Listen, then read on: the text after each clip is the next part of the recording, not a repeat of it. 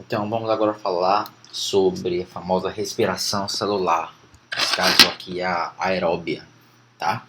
Então o que a gente conhece como respiração celular aeróbia é um conjunto de reações que levam à quebra da glicose, certo?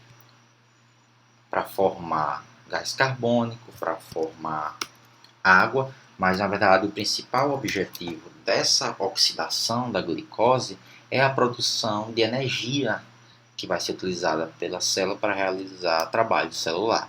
E essa energia formada a partir desses processos de oxidação, certo? Ela vai ser sintetizada na forma de ATP, certo? A gente fala sintetizar energia, mas pelo princípio de conservação de energia, a energia ela não está sendo criada, não, ela está sendo convertida.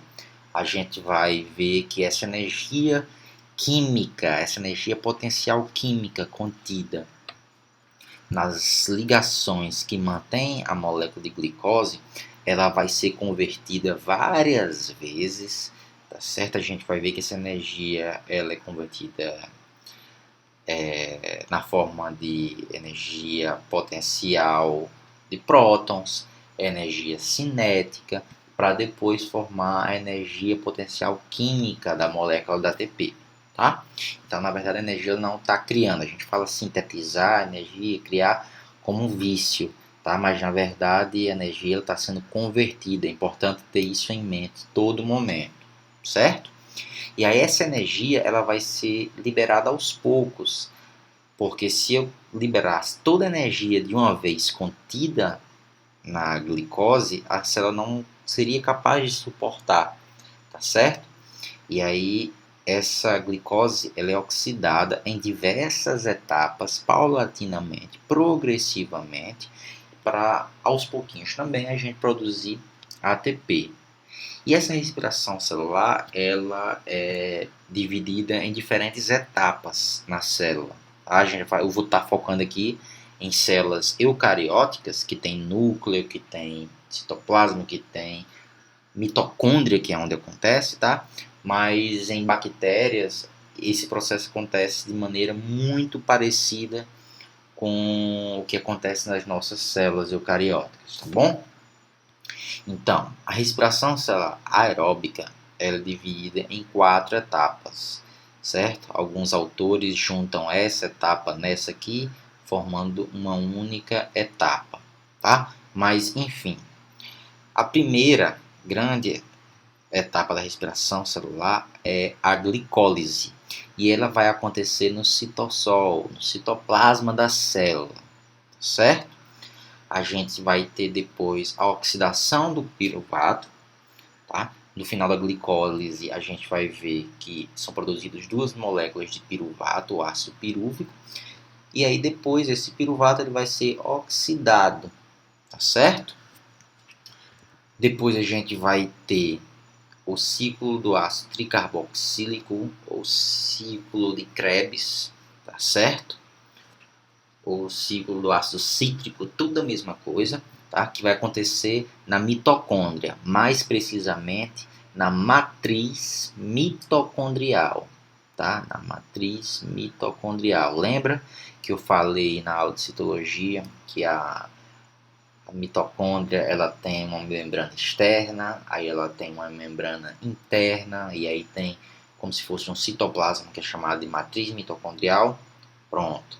Lá na matriz mitocondrial da mitocôndria vai acontecer o que a gente chama de ciclo de Krebs, ou ciclo do ácido tricarboxílico, ou ciclo do ácido cítrico, tá? Toda a mesma coisa. Por fim, a gente vai ter a fosforilação oxidativa, que também acontece na mitocôndria, só que nas cristas mitocondriais. Não sei se vocês lembram, mas a mitocôndria é aqui, eu sou péssimo desenhista, certo? Mas isso aqui seria uma mitocôndria. Deixa eu só finalizar. E aí a gente tem a membrana externa, a membrana interna, o espaço intermembranas, a matriz mitocondrial.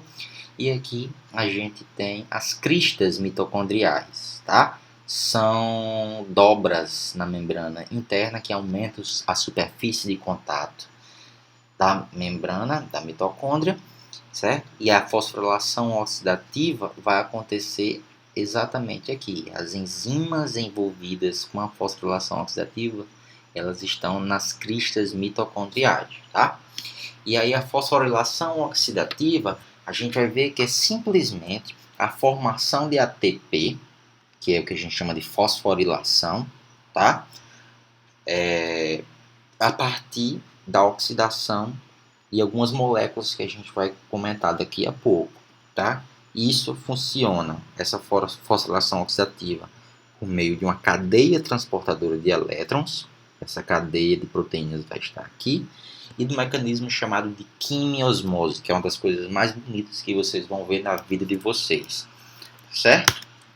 Então, para ter um panorama geral, bem resumido do que é a respiração celular anaeróbia, tá? A gente tem aqui um capilar sanguíneo que vai estar transportando nutrientes para todo canto, recebendo também, tá? Inclusive distribuindo glicose para todas as células. Aqui a gente tem o interior de uma célula, aqui a gente tem a membrana plasmática, aqui a gente tem uma proteína transportadora de glicose. Então a glicose chega bonitinha, entrou no citoplasma, aí ela vai sofrer a glicólise, tá? A gente vai já falar disso daí. Essa glicólise, ela vai fornecer já parte do poder oxidativo da respiração celular, tá?